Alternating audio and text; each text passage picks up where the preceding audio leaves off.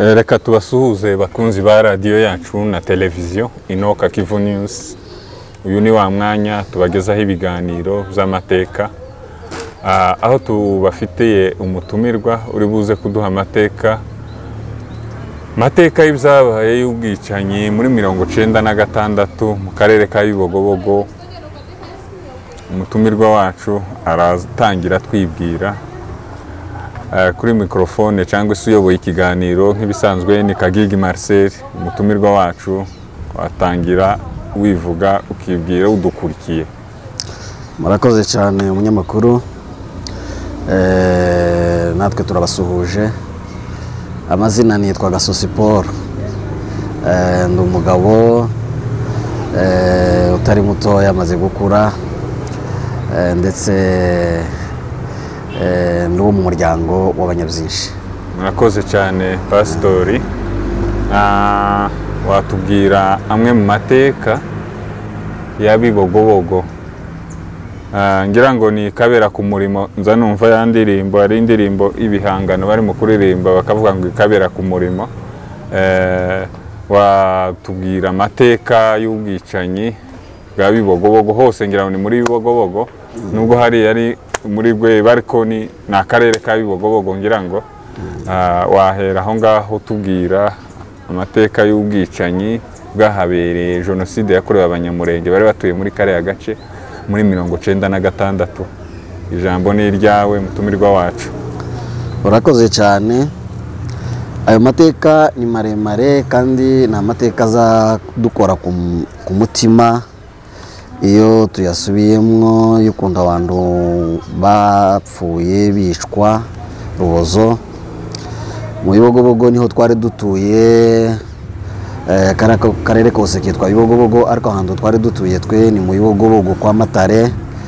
Ni ahantu hari hatuye abantu benshi, wari umuhana munini cyane, kandi umuhana waranzwe n'amateka meza kuko wari umuhana uhujije, ukorera hamwe, urimo abantu benshi, abagabo benshi, amazu ateka agera kuri 80 nimba ndibeshe. Wari umuhana munini cyane, warimo abasore benshi, wagiraga ikorari yonyine yagiraga abantu bagera kuri 80. Bari abantu benshi cyane, wari umuhana munini, kandi urimo abantu, ndetse twari duturanye nabo baturanyi bacu bababembe, kuko twari duturanye umuhana, ariko hari abafurero twari duturanye. Umugabo w'umufurero wari ufite umuryango we munini, kandi twari duturanye neza mu mateka meza, mu mubano mwiza. Nabo babembe twari duturanye ku Murambi, twari duturanye neza, haramihana 2 ababembe twari duturanye Ozoranturu gutya, barabavuze bacu, kandi duturanye neza mu mahoro. Mu Bibogobogo n'Ibaraka ndetse n'Ikabera hari ahantu h'amasaha 2 twagendaga, urugendo rw'amasaha 2. Nabo babembe bari batuye Ibaraka twari duturanye neza, twari tubanye neza, twari dusangiye n'ikanisa, twari ikanisa rya Methodiste Libre, ndetse n'uwari wiyoboye yageraga iwacu. Twari duturanye neza cyane mu mateka meza, mu mubano mwiza. Igihe twari dutuye mu buryo tutari tuzi kuko hazavukamwo ikintu gishobora kuzanamwo urwango rugera mu rwego rwo kwica abantu. Ariko habaye mu gihe muri 1996 hagataho haba ikintu cy'ubwoba, abantu batangira kuvuga amakuru y'ubwoba, akava mu baturanyi bacu, bakatubwira kuko hari imigambi itameze neza mu babembe ndetse no muri leta, kuko twari dufite abantu bari batuyoboye, chef de groupement na chef de collectivité, kuko bari batuye Ibaraka, bakaza bakatugenderera, bakazana n'abasirikare rimwe na rimwe, bakaza gusaba ganyaga ibintu, bakagira icyo baka bakataha. Ariko ari ibintu bisanzwe, twumva yuko wenda bitagera igihe cyo kwica abantu. Ariko haba umwuka mubi, abantu batangira kuvuga kuko hariho intambara, abantu bashobora gupfa, abantu bashobora guterwa. N'icyo gihe bamwe mu mihana twari duturanye hafi ya za Bibogobogo bageze ahantu batangira guhunga, bamwe bagihunga, bamwe baje mu gihugu cyo mu Rwanda, abandi bagira umutima wo kuja ruguru za Minembwe ku Ndondo, ariko nanone abandi bakavuga ati mureke dukomere, wenda Imana izadufasha uyu mwuka mubi urangire abantu, kuko twari twizeranye cyane n'abaturanyi bacu b'Ababembe. Ariko nyine ubwoba buguma buraba, habaho umutekano utameze neza, mu buryo n'abantu bari mu biraro za Nganji, abantu kuko hari muci inka zari mu biraro, abantu bari mu biraro dutangira kugira ubwoba kuko abantu bari mu biraro bashobora gupfa.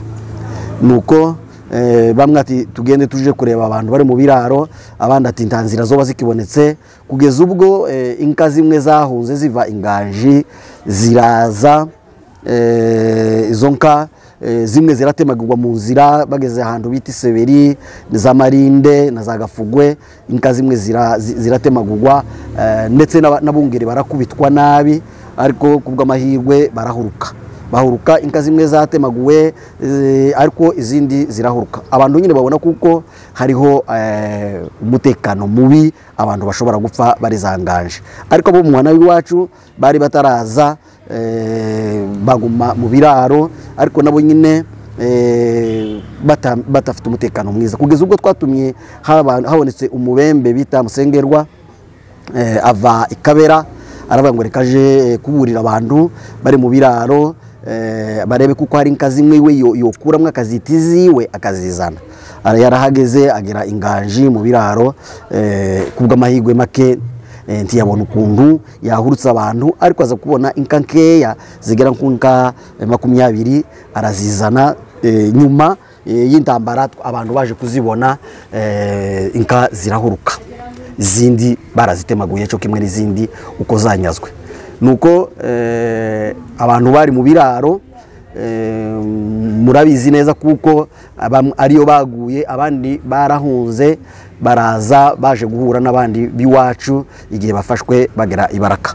Ubwo buraba, tugeza igihe twatewe ku itariki 18 z'ukwezi kwa 9 muri 1996, wari umunsi wa gatatu. Kubera ubwo twari dufite, iyo abantu b'abakirisitu mufite ikibazo, icyo gihe mukora amasengesho, hari amasengesho ndetse yo kwiyiriza uwo munsi. Abantu baje mu masengesho uwo munsi wa gatatu. Kera abantu bari mu ikanisa, bamwe abandi bari batararigeramwo baje gusenga, ariko nyine habe ku masazi isazine z'uwo munsi wa gatatu nibwo habonetse igitero gituruka ku murambi. Abana bari ku mirambi, abana baragiye, abana bari ku misozi, bavuga kuko babonye igitero, abantu benshi baje. Nuko ngo abantu bababone, kuko abantu tukibwiraga kuko wenda hataza kubamwo mu rwego rwo kwica abantu twari duturanye, abaturanyi bacu twari duturanye neza, Ababembe b'Ibaraka n'abandi twari duturanye aho muri ico gihugu cyacu muri Moye Plateau, twari tuziranye cyane. Twibwiraga kuko hashobora kuba mu buryo bwo kwica abantu. Nuko abasore nibo batabashije kuja mu ikanisa cyane, ariko si bose, bamwe babonye yuko bakwiriye kuja mu rusengero bakaja gusenga, kuko abantu ntibari bazi kuko bashobora kwica abantu. Nuko abasore barahunga, ariko abagabo n'abagore ndetse n'abakobwa benshi ntibabashije guhunga. Ubwo baragenda baja mu ikanisa, mu rusengero, baja gusenga Imana. Nibwo igitero cinjiye mu muhana, ibo nyine kuko cyari igitero, bahita baja ku marango, bafata amarembo yose barayafunga. Abandi basirikare binjira mu muhana, bamaze kwinjira mu muhana bafata abantu bose bari mu ikanisa, babakura mu ikanisa, bababaye imbohe, bababoheye mu mazu abiri, abagabo kwabo, abagore kwabo, kuko barabagizi ba nabi. Bafatamwo abakobwa bakiri batoya, barabajana bababohera ukwabo, ndetse babakorera ibizamfura mbi. Abakobwa bari barimwo batangira guhunga. Twebwe twarahunze tugere mu Rurimba, abasore turagaruka tuza mu Magaja, twara abasore b'uwo muhana, aha mu muhana wo mu Magaja ni hafi no mu Bibogobogo iwacu. Impamvu yatumye tuja mu Magaja kwari kugira ngo nihazo zaboneka abantu abakobwa cyangwa se abagore bato bahunga, kuko bahungaga bitwajije ngo bagiye kuruzi kuvoma, agasohoka nk'ugiye hanze, yarangiza agacika. Turabafasha tukabasanga iyo bahungiye, tukabazana tukabereka iyo abandi bari za Rulimba na za Mugorore. Nuko twafashije abantu batari bakeya aho ngaho, kuko nabo barababoshe, abasirikare bari babafite nabo babembe, babagirana ikintu cy'icumwera aho hantu. Nibwo abanyamagaja n'abanyabivumu nabo twasanze bamanutse baja ahantu bita mu Rweba. Bamaze kugera mu Rweba, nabo bahabaye ikintu icumweru cyose ngo babaho hantu. Kubw'amahirwe haje kuboneka umugabo umwe wo muri bo, aracika, ariko acika yabonye kuko abantu bari muri danger y'urupfu bashobora gupfa, kuko bamaze kubafata babafashe nabi, babaterete nabi, abantu ntibabagaburire, abantu bakaba mu nzimwe nk'imbohe nyine, kandi imbohe itaboshwe nkaho izabohorwa. Abantu babaho hantu muri iyo nzu. Nibwo umugabo bita Diadoni abona kuko bashobora gupfa, aracika, arazamuka agera ruguru, atubwira kuko abantu baboshwe nabi kandi bariko babona kuko bashobora kugera mu kaga ko gupfa. Icyo cyumweru ngo kirangire, abantu bari mu Bibogobogo bafashwe, abagabo n'abagore n'abana. Icyo cyumweru ngo kirangire, barabamanura babajana Ibaraka, bamanuwe n'abasirikare ndetse n'ababembe, kuko muri icyo cyumweru cyose icyo bakoraga aho hantu, abembe bavaga muri uyu mushasha wose wa Littoral bakaza baje gupiye mu mihana, bagabipiye ibintu, basambura amazu yarasakaje n'amabati, ndetse mihana imwe batangira kuyitwika, ariko iwacu bari batarawutwika, baje kuwutwika nyuma. Ariko bajana ibintu byose byari mu mazu, kuko twasohotse gusa mu mazu, nta kintu dukuyemwo, ugasohokamwo wenyine gusa, ukuye ugize ibaha tukajana umwana, ariko nta n'uwajanye umwana, kuko hagiye abagabo abasore cyane, n'abana baje kurokoka. Ni bene uko abagore bato bahunze baje guhunga, akazana umwana. Ariko abana benshi b'uwo muhana navuze warungana gutyo, n'abagabo bakuru ndetse n'abadamu, abantu bagera kuri 227 barapfuye, kandi ngo bajanwa Ibaraka. Nibwo nari mvuze ngo abo babembe bari batuye aho hantu twari duturanye, icyo bakoze baraje bapiye amazu yacu, bajana ibintu byose zo mu mazu, n'inka zari aho zose ziragenda, n'inka zari mu biraro ico gihe zose. Muza nibuka kuko mu muhana w'iwacu hanyazwe inka zigera kuri 700. Umuhana umwe gusa wanyazwe mu izo nka, n'abantu bose n'abahungeri bose barapfa, kandi bamwe baguye mu mayira, abandi baje gufatwa, babahuza n'abantu biwacu nyine bari bafashwe Ibaraka, bose babicira hamwe. Ni uwo mubare nari mvuze uwo muhana w'abantu 270. Naho abanyakabera bari bafashwe bari abantu Kabera yose yapfuyemo abagabo 40. Ibo baje kugwa mu Kamanyura, abo bagabo babiciye mu Kamanyura. Naho abantu biwacu mu Bibogobogo babiciye Ibaraka, kuko babashitse bamaze kubageza Ibaraka, babagejeje Ibaraka, babafungiye mu kizu kimwe bose. Iyo nzu ni kaprizo nyine yabo, yari inzu twaje kuhagera dusanga harimwo utubebero tw'abana, uduhuzu tw'abana, ndetse n'amaraso aho ko bakubitaga abantu, kuko muri ico cyumweru bagize Ibaraka babahoheye, ntibabagaburiraga. Haje kuboneka umupadiri, niwe wabazaniraga utwo kujya tw'abana muri ico cyumweru, akaza kubasura, akabazanira ibyo kurya bahezaga abana, n'abana gusa baryaga. Kandi bakaza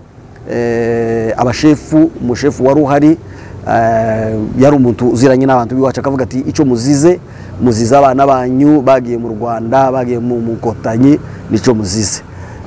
Ariko ndibuka kuko mu makuru twahawe n'abantu bacitse ku icumu, haje kuboneka umugabo umwe ngo aramubwira ati bibaho, tibibaho usomye n'ijambo rivuga ngo umwana ntazozira icyaha cya se na se ntazozira icyaha cy'umwana. Icyo si icyaha gishobora twozira ukwiye kuko muturenganyije. Arababwira ati ntibizoba, nta buryo mwokira, nta buryo mwobaho kuko niko bimeze aha hanze, bizabonetse kuko mushobora mupfa mutazavaho ibaraka. Bizaje kuboneka kuko umunsi umwe baraza, kandi si n'abasirikare babisha abantu bo mu Rweba, abantu biwacu ibaraka, abantu baguye ibaraka n'abantu bo mu Rwanda biwacu kwa Matare tibishwe n'abasirikare, kuye ko abasirikare bari ko barebera, bishwe n'ababembe. Ababembe bafata imipanga, bafata amacumu, babatera amabuye, batangirira ku basaza bakuru, barabatera amabuye, abantu kurya baba batera amabuye, ndetse batangira gukandagirana. Abana baguye aho ni benshi, kubera kuko abantu bakandagirana bagiye kubica, babatemagura, babaterana amacumu abantu. Ariko ngo baza gukuramwo abana batoya, babajana amateka, umwe akaza agakuramwo abiwe, kuko hariho abagore bagera kuri 5 bavuye muri izo ntumbi, abantu bamaze kubatemagura, bamaze kubatera amacumu, bamaze kubatera amabuye, bumva yuko barangije umurimo wabo wo kwica abantu.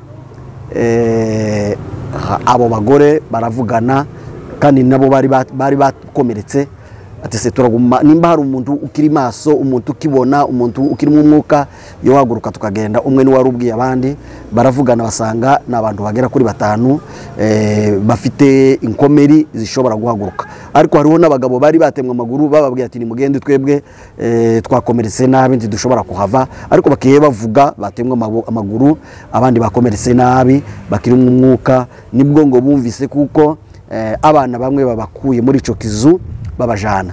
Nico gituma abantu twahise tumenya kuko abana bamwe bajanywe amateka, kuko abo babyeyi bavuye mu ntumbi nibo baza bavuga ati bamaze kwica abantu, twumvise aho twari turyamye, kuko nabo ntibari borohewe, bari bakomeretse. Twumva yuko abana bamwe babasohoye muri ico kizu babajana hanze, abana be bagenda barira, abana bagenda bavuza induru bahamagara ababyeyi babo, bumva abana bamwe barabajanye, ariko abandi nyine bapfuye. Nuko kuko navuze ngo muri ako karere hari hafashwe imihana 3, hariho n'umuhana w'Abivumu n'uw'Amagaja. Iyo umushefu wabo witwa Murumba yarabahamagaye, arababwira ati muze, intambara yabaye, umutekano ntumeze neza, kandi nta bundi butabazi mwobona, nimuze nzabakorera shakira umutekano, ndetse muzabaho. Arabamanura, baramanuka baja mu Rweba. Bashitse mu Rweba, nibwo narivuze uwo mugabo bita Diadoni yabonye kuko nta mutekano bazabaheza, kandi badashobora kubajana mu gihugu c'abaturanyi bacu b'u Rwanda, kuko niko bababwiraga. Abona umutekano tumeze neza, babafashe nabi, nibwo yacitse. Ariko baraza, hashitse umusirikare, uwo musirikare yaravuye ruguru kukanihura, ashike arasa abantu umwe bari kuko bo bari babohewe mu mazu agera kuri 5, agenda arasa abantu, imiryango itari mikeya igera kuri 7, arayirasa, n'abandi barakomereka bo muri bo, abandi barapfa. Ariko buce bafata abo bantu bose bo Magaja nabo mu Bivumu, babajana kwa Mbogo. Bashikije kwa Mbogo babajana kubiri, abagabo babajana ukwabo, abagore babajana ukwabo.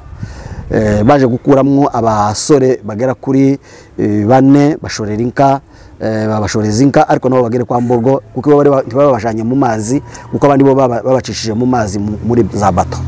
Ngo bashitse babatandukanya, abagabo bashira ukwabo, abagore bashira ukwabo. Bashitse kwa Mbogo barabafata, barababoha, baje kubata muri Tanganyika. Aho kwa Mbogo haguye abagabo 94.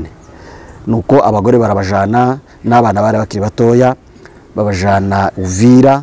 Bageze Uvira nibwo babahujije n'Abanyakabera, ariko Abanyakabera ibo baguye mu Kamanyura, na abagabo niho baguye mu Kamanyura, abagabo 40 b'Abanyakabera, ariko abana bato ndetse n'abadamu barabajabutsa babajana mu Rwanda. N'umwana wajabutse w'umuhungu cyane cyane bariko banga abana b'abahungu ngo tibashobora kubajabutsa ngo baje mu Rwanda. N'umwana wari kujabuka n'ibintu uyu mwana bambitse ikanju ihuzu y'abakobwa nibo bari kujabuka, ariko abandi bose baguye hamwe na base, abana bose b'abahungu iyo ukwangana kose bakamenya ko ari umuhungu wese ntiyajabutse ngo aje mu Rwanda, babiciye mu Kamanyura. Uko niko abantu bapfuye mu Kamanyura, hapfuye abo bagabo 40 narivuze, n'abandi banyabivumu bagwa kwa Mbogo kandi bo babishe babataye muri Tanganyika. Uko niko byagenze abantu bakare karere, uko niko bapfuye, ubwo niko rupfu bapfuye. N'uyu munsi abana bacu bari muri Tanzania, bamwe bavuyeyo ariko baza mu nzira nyine z'ukuntu bahuruka, kuko ibihugu birapakanye, akaza agiye muri Zambia kuko bari bamaze kubagira abana babo, yashika mukamenya kuko mukamwamubona mukamumenya, agahura n'abamuzi. Uko niko babonetse, ariko abana n'ubu baracariyo, so tumenya makuru kuko ariyo bari. Twagerageje kuvugana n'abo babembe, twari tuziranye, twakoranaga muri uriya murimo w'ikabera, ariko ntibizashobotse kuko bashobora kutubwira amakuru neza, kuko abo bana bashobora kuboneka. Bamwe bakavuga amakuru neza, abandi bakavuga ati amakuru ntituyazi kugeza ubu nyine, ariko tugira ubuhamya kuko abo bana babaho, nubwo tutobona imbaraga zo kubakura kuko bajangwa amateka, bajangwe n'intambara. Icyo babakura wenda n'imbaraga za leta. Murakoze Pasiteri. Tubibutse ko iyi ari radio na televiziyo Inoka Kivu News. Wakanda subscribe, wakora comment, wa likinga kugira ngo unogegwe n'ibiganiro za radio na televiziyo Inoka Kivu News. Mutumirwa wacu ndumva amateka ntago yari yoroshe, ariko tubaza ibibazo bibiri cyangwa se ikimwe. Aho ngaho wavuze ko hari umubembe wigeze gusabisha niba ari ijwi ry'Imana ryari ryamubwiye kuko agenda akaja kwinura abungeri mu biraro ndetse agafata inka akazitize. Ibyo bintu byagenze gute? Yashoreye izo nka arazihurutsa, nta bandi bantu babungeri yoba yaragerageje nko kurokora ngo bahagere babashe kurokoka? Ikindi, ese umuhana w'iwanyu wo kwa Matare n'umuhana wa za Kabera, ubwicanyi cyangwa se igitero cyaziye rimwe, aho ngaho wabasha kudusobanurira kugira ngo udukurikiye abasha gusobanukirwa n'ayo mateka? Urakoze cyane umunyamakuru. Uwo mubembe narivuze Musengerwa yavuye Kabera agiye kureba ukuntu yabwira abantu ko intambara yabaye kandi arebe kuko ashobora kurokora inka zimwe. Yaragiye abonana n'abungeri, ndetse amaze kubonana n'abungeri ababwira amakuru kuko intambara nyine yabaye, ababwira uko bimeze. Amaze kubabwira amakuru, abungeri bamuhaye inka. Izo nka arazizana zarahurutse, ndibuka kuko hahurutse inka zigera nko ku 10 na zingahe, ndetse hahurutse mwinka yo kwa databukwe kuko yari mwira wabo cyane. Twaje kuzisanga Ibaraka nyuma abantu bamaze gupfa, ariko nta muntu yahurukije kuko nabo yari afite izo mbaraga zo kuko ari umuntu yashobora kuzana akamuhurutsa. Abantu bo baringanje, hahurutsemo abantu nyine bamwe, ariko nabo birutse barahunga, bagendaga amajoro, imanywa yaba bakihisha ahantu, ijoro ryaba bagasura kandi bakagenda, bwaca amanywa yaba bakihisha kugeza ubwo bahurutse. Ariko abandi babafatiye muri ya mishasha yegereye za Baraka. Abantu nabo bafana hamwe n'abandi, abo bungeri n'inka zose ziranyagwa ukuye izuwo mubembe yazanye. Kandi urumva yise izo nka zitiziwe, ariko zaje kuguruka, haruka mwinka nkeya inti 10 narimvuze na zingahe. Naho ico kibazo warubajije cya kabiri cy'ukuntu abantu b'Ikabera nabo mu Bibogobogo bafatiwe umunsi umwe, dushobora kuvuga kuko ari umunsi umwe. Abanyabikabera babanje gufatwa, hafashwe Shefu Rukinisha n'undi witwaga Samsoni ndetse umugabo w'Abanyabyinshi, nibo bajanywe Ibaraka mbere. Hashire iminsi 2 babanza kuza babanyaga ibintu byose byari Kabera. Kabera yari societe nini, yari ifite ibintu byinshi, babanza kunyaga ibintu, bajana amashine yo gusona, bajana ibintu byari hagiye Kabera byari byinshi, ngo buce babona kuza bafata abantu. Nawo uwo munsi wa gatatu Bibogobogo yafashwemwo niho ni Kabera bafashwe. Ndabyibuka kuko uwo munsi mu gitondo hari hagiye abagabo baturutse iwacu mu Bibogobogo baje kureba Abanyakabera uko bameze, kubera nyine ubwoba bwari buhari bw'intambara.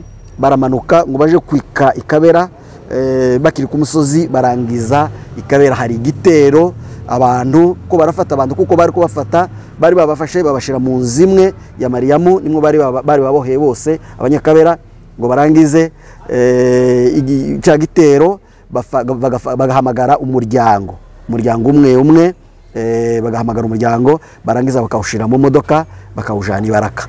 Abarya abantu biwacu mu Bibogobogo, abagabo bari bagiye kubaza amakuru, bari ko babirebera haruguru y'umuhana, babona kuko bose babaseha babajana Ibaraka, babakura Ikabera babajana Ibaraka. Uko niko byagenze. Rero umunsi twatewe mu Bibogobogo niwo munsi na Kabera isenyuka. Urakoze cyane mutumirwa wacu. Kandi kabazo dusoza ikiganiro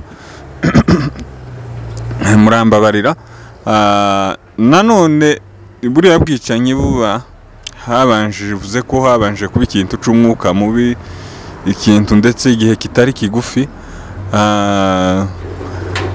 nk'abandi baturage cyangwa se izindi nkengero, nta buryo kimwari mwariremwemwo imbaraga cyangwa se ubushobozi buke bwo gupfundikanya, nubwo nta ntwaro, mukaba mwararemye nk'ikintu cyo kwigwanaho nk'ibisanzwe Abanyamurenge n'ubundi tubayeho kubwo kwigwanaho. Nta kuntu mwari mwarabiteguye bitewe nuko habaye ikintu c'ubwoba ngo mube kabiorganize? Ico kintu ndacabaye cyo kuntu abantu bashobora kwirwanaho cyangwa se ubundi butabazi abantu bashobora kwiremamwo, ariko habaye ubwo bwoba abantu. Ico twakoze gusa nk'abasore twakoze ubutabazi kuri abo bantu bari bafashwe amateka, niko umutu yobyita n'amateka. Bari bafashwe bafatirwa mu muhana, kuko abantu bamaze gufatwa babakoreye ibizamfura mbi, abagore batoya bagira umutima wo guhunga, bashakisha uburyo bocika. Abasore icyo bakoze, bagiye ahantu ku misozi, babona abantu bacitse bakabajana, bakabafasha, bakabereka iyo abandi bari za Rurimba na za Mugorore. Kugeza umunsi wa nyuma abantu bafashwe bamanurwa epfo, tumaze kubona kuko nta zindi mbaraga zigihari, nta bukundi abantu bagikize, bamaze kubajana Ibaraka. Abantu bagize igitekerezo cyo guhungira ruguru ku Ndondo.